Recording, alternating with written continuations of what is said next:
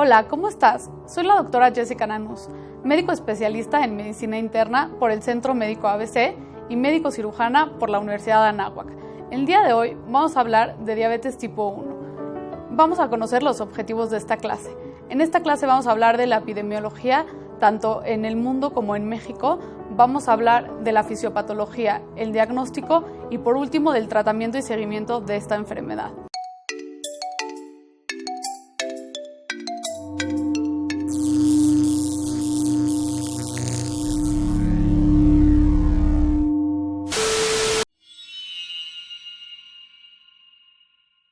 En cuanto a epidemiología, a nivel mundial, 451 millones de personas se conocen con diagnóstico de diabetes. De este, el 5 al 10% son diabéticos tipo 1. La incidencia de esta enfermedad es de 15 personas por cada 100.000 habitantes y la incidencia es de 9.5 por cada 10.000 habitantes. En América, la incidencia es de 20 por cada 100.000 habitantes y la prevalencia fue de 12.2 por cada 10.000 habitantes. En México, solo 1% de los casos de diabetes son por diabetes tipo 1. Sin embargo, no se cuenta con un adecuado registro, por lo que no sabemos si esta sea la verdadera incidencia. Habitualmente se diagnostican entre los 12 a 14 años, siendo el diagnóstico un poco más prematuro en mujeres. 85% de los casos de diabetes tipo 1 son en pacientes menores de 20 años. La diabetes tipo 1 habitualmente se le conoce como diabetes juvenil o diabetes insulino dependiente. Sin embargo, estos diagnósticos o estos nombres ya no deben de ser utilizados, ya que hoy en día hay pacientes adultos que se presentan con diabetes tipo 1 y también hay diabéticos tipo 2 que necesitan o requieren de esta insulina.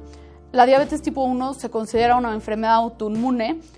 Vamos a platicar un poquito más de la fisiopatología, pero habitualmente lo que sucede es que tenemos células de defensa que destruyen las células beta del páncreas y hoy en día, como les decía, hay una diabetes que se conoce como diabetes intermedia, que son pacientes adultos que se diagnostican con una diabetes autoinmune y que quedan como en este territorio intermedio entre diabetes tipo 1 y diabetes tipo 2. Habitualmente se ha considerado que la genética es uno de los factores más importantes de riesgo para desarrollar diabetes tipo 1. En gemelos monocigotos se ha visto una incidencia de entre 40 al 60% en estos pacientes. Habitualmente se vio que hay una mutación en los HLA, en los complejos HLA, y que esto predispone a los pacientes a tener diabetes, y una mutación en el gen 6. También se ha considerado que hay un factor ambiental, aunque todavía no se sabe muy bien a qué nos referimos con esto o cuáles son los factores de riesgo ambientales que pueden desencadenar que desarrollemos o no una diabetes tipo 1. También se ha visto que hay un componente gestacional, donde las mujeres embarazadas, si tienen algunos factores de riesgo como diabetes gestacional o preeclampsia, sus bebés tienen más riesgo de tener diabetes tipo 1. Asimismo, se conoce una hipótesis que se llama hipótesis de la higiene, donde por alguna razón países que ya están muy industrializados o que están más desarrollados tienen más incidencia de estos casos y realmente todavía no sabemos el por qué. Y en otra de las teorías que se conoce o que se han visto es la incidencia de los virus, donde algunos virus, sobre todo Coxsackie, rinovirus, influenza y hoy en día incluimos al COVID-19, podrían tener un factor de riesgo y podrían desencadenar este tipo de diabetes. Para poder entender la fisiopatología de la enfermedad, primero vamos a hablar de la fisiología.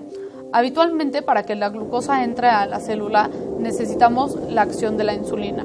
Lo que sucede habitualmente es que las células beta pancreáticas producen la insulina.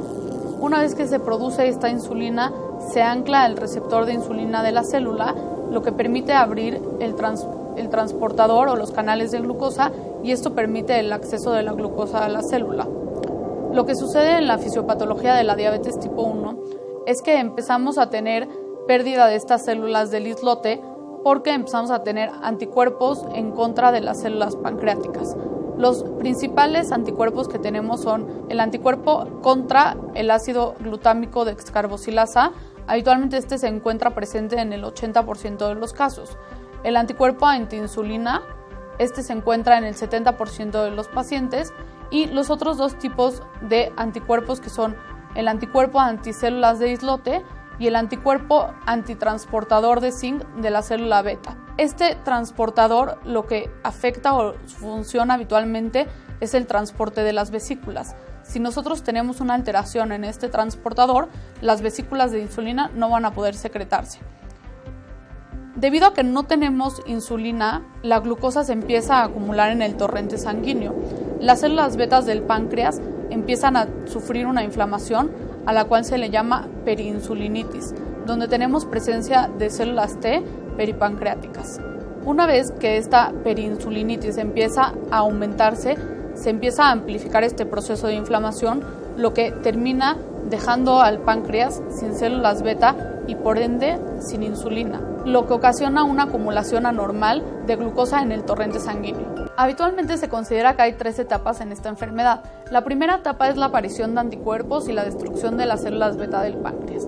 La segunda etapa se caracteriza por una alteración en la glucosa en el torrente sanguíneo, la cual se conoce como disglicemia. Esta etapa puede durar incluso más de un año.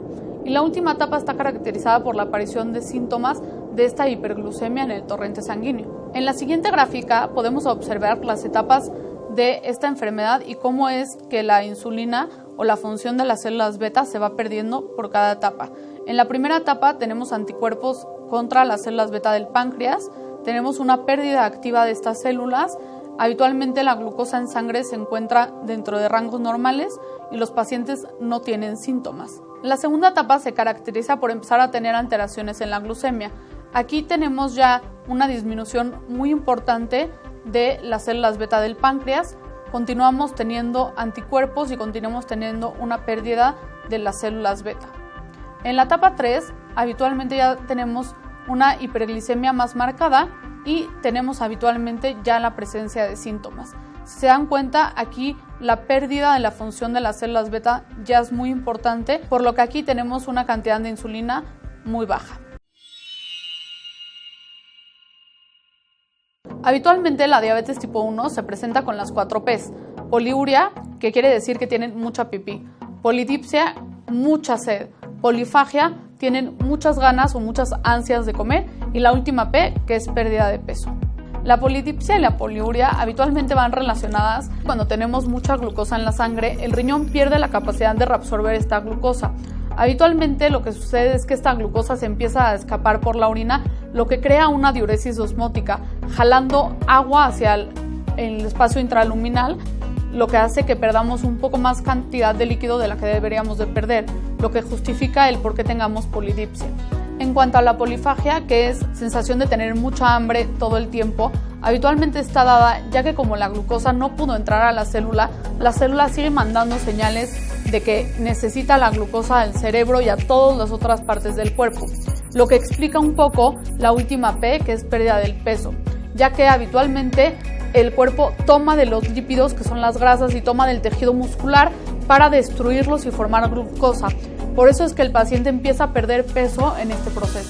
Habitualmente otro síntoma muy frecuente es la fatiga, dolores abdominales, cefalea y la cetoacidosis, de la cual vamos a hablar un poquito más adelante. Habitualmente el 95% de los pacientes se diagnostican porque tuvieron alguna sintomatología y habitualmente estos cuadros son cuadros agudos. La cetoacidosis diabética es una de las complicaciones más frecuentes en los pacientes diabéticos tipo 1. Hasta el 30% de los pacientes se diagnostican de esta manera.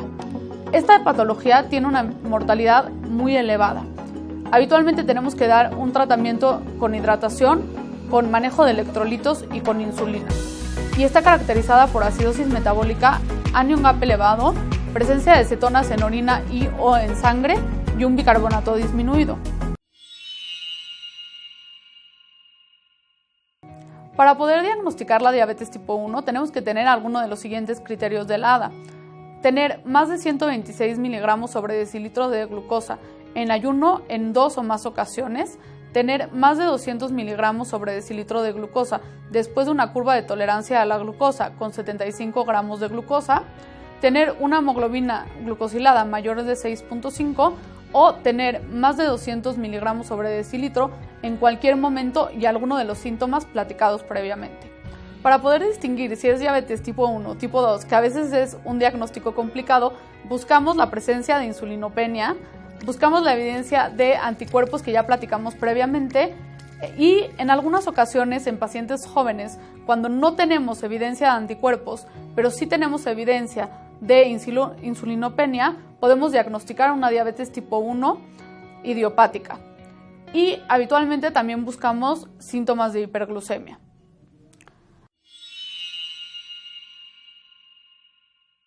Es importante saber que la diabetes tipo 1 tiene muchas asociaciones. Esto quiere decir que se relaciona con muchas enfermedades autoinmunes, como vitiligo, enfermedad celíaca, anemia perniciosa, hipotiroidismo y enfermedad de Addison, por lo que tenemos que buscar en nuestros pacientes síntomas o datos de estas enfermedades. Es muy importante que el tratamiento se haga de manera multidisciplinaria, incluyendo un equipo de nutrición, un equipo de psicología, obviamente un especialista en endocrinología, y también es importante que incluyamos al paciente e incluyamos a la familia en una educación integral de la enfermedad. Es muy importante que el paciente entienda qué es su enfermedad, que siempre va a tener esta enfermedad, cuáles son los cuidados que tiene que tener, y también es importante que la familia conozca cómo reaccionar ante ciertas situaciones. Habitualmente nuestra meta es mejorar el estado glucémico del paciente para así evitar las complicaciones micro y macrovasculares de la diabetes. Es importante tratar de reducir las hospitalizaciones y en algunos conceptos epidemiológicos es importante disminuir los costos de salud. Es importante que el paciente tenga un entrenamiento para su medición constante de glucosa y es importante que el paciente sepa cuáles son los valores esperados dentro de estas mediciones. Recuerda que una vez que se hace el diagnóstico de cetoacidosis diabética, tu paciente ya es diabético. Tiene que irse del hospital con un tratamiento de insulina y tiene que irse del hospital ya educado. No puede irse del hospital sin una especificación en qué es lo que va a seguir en su tratamiento. En cuanto a las metas de glucosa, es importante que tengamos un control estricto de las glucemias. En este estudio DCCT se valoró a un grupo de pacientes donde tenían un control muy estricto y otro grupo de pacientes donde su control era más laxo. Se vio que los pacientes que tenían un control más estricto tuvieron hemoglobinas glucosiladas de más o menos 7% y en el grupo donde el control era un poco más laxo, la hemoglobina glucosilada promedio fue de 9.3. En este estudio se vio que los pacientes que tenían un control más estricto tuvieron una disminución en las complicaciones micro y macrovasculares. El seguimiento de estos pacientes fue de a 6.5 años. Se vio una disminución en la retinopatía del 76%, una disminución en la nefropatía del 50%, una disminución en la neuropatía del 60% y en este grupo se vio que la complicación más frecuente fue la hipoglucemia, la cual se vio 3 veces más en el grupo de control estricto que en el grupo de control laxo. La ADA nos recomienda metas menores a 7.5, sobre todo en pacientes jóvenes, y nos permite hacer modificaciones y ser un poco más flexibles en pacientes adultos con comorbilidades, pudiendo ajustar el valor hasta 8.5. Nuestras metas en cuanto a glucosa es glucosa en ayuno de entre 80 a 130 miligramos sobre decilitro, una glucosa postprandial de menor de 180 y recordemos que siempre debemos de individualizar a nuestro paciente. Cada paciente es único y cada paciente debería de tener unas metas ajustadas a sus necesidades y a sus características. La insulina es la piedra angular del tratamiento de los pacientes diabéticos tipo 1 y es muy importante tratar de simular lo más fisiológico que se pueda. Habitualmente hacemos esto con la combinación de insulina de acción prolongada y de insulina de acción corta. En la insulina de acción prolongada tenemos la insulina de Temir, tiene un tiempo de acción de 20 a 24 horas. La insulina glargina habitualmente tiene un tiempo de acción de 24 horas y la más prolongada es la insulina de Gludec, la cual puede tener un tiempo de acción de hasta 48 horas.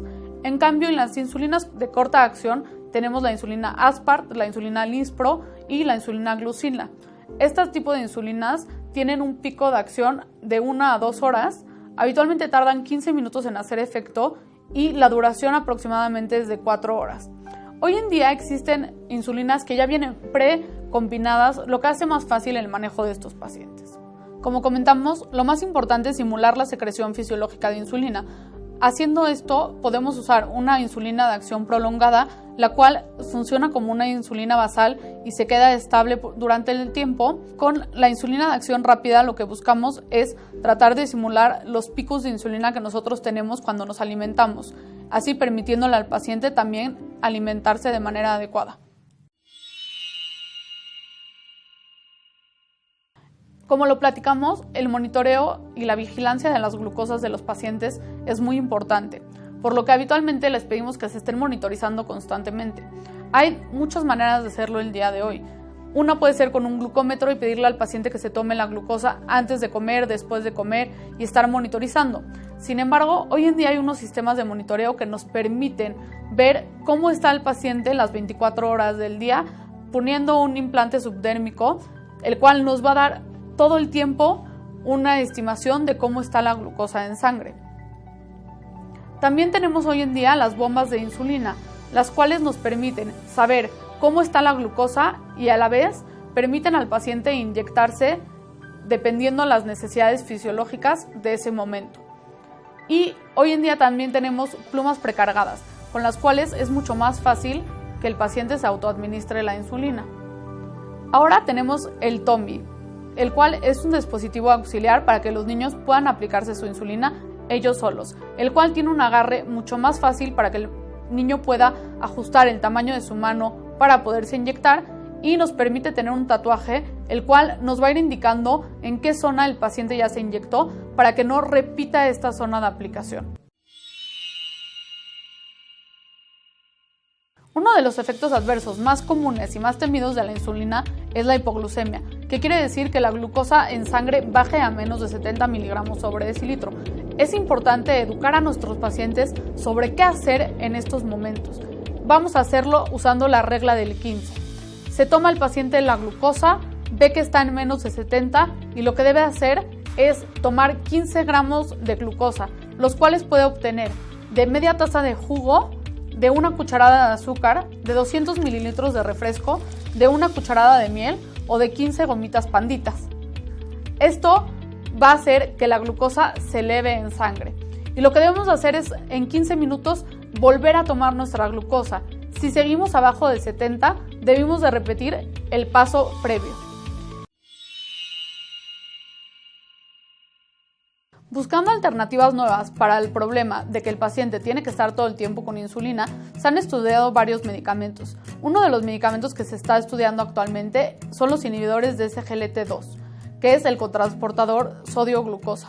Al bloquear este cotransportador, lo que ocurre es que tenemos una glucosuria muy importante, tiramos mucha glucosa por la orina y al mismo tiempo esto hace que tengamos una natriuresis. Esto quiere decir que también perdamos agua por la orina, lo que mantiene y reduce los niveles de hemoglobina glucosilada en el paciente, disminuye la ganancia de peso ocasionada por la insulina, disminuye los requerimientos de insulina, pero sin embargo tiene un problema muy importante y este es que tiene mucho riesgo de hacer una cetoacidosis euglucémica. Son pacientes que pueden tener una cetoacidosis sin elevar la glucosa, lo que hace muy poco probable que el médico lo diagnostique. Hay ciertos criterios que tiene que tener el paciente para poderle dar este tipo de medicamento.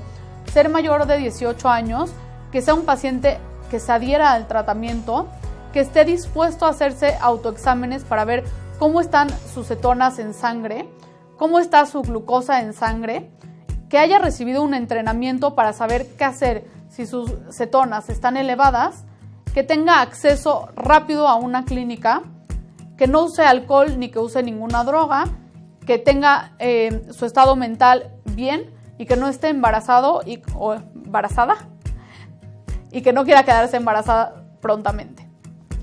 Es muy importante que con estos pacientes tengamos siempre la vigilancia de la función tiroidea, del radio o la relación de albúmina-creatinina para ver cómo se está comportando el riñón, de la presión arterial, ya que la hipertensión es una enfermedad que habitualmente es concomitante a la diabetes, cómo está el perfil de lípidos. Hay que revisar también el fondo de ojo.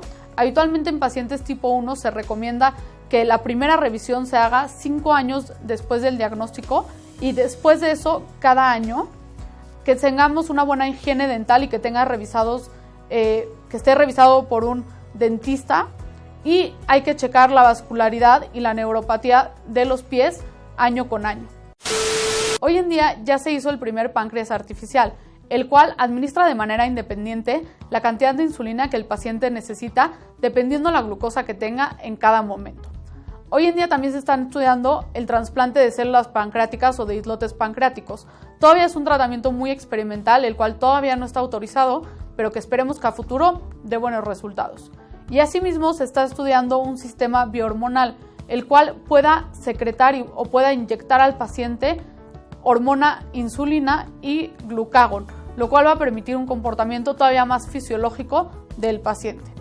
Para concluir, recordemos que la diabetes tipo 1 es una enfermedad con muy alta mortalidad, que los pacientes no solo son pacientes pediátricos y que también debemos de sospecharlo en pacientes adultos y que tenemos que tener una alta sospecha para poderlo diagnosticar. Eso ha sido todo el día de hoy respecto a la clase de diabetes tipo 1. Recordemos que debemos de seguir preparándonos para siempre atender a nuestros pacientes lo mejor posible. Si tienen dudas, no duden en escribirme en mis redes sociales.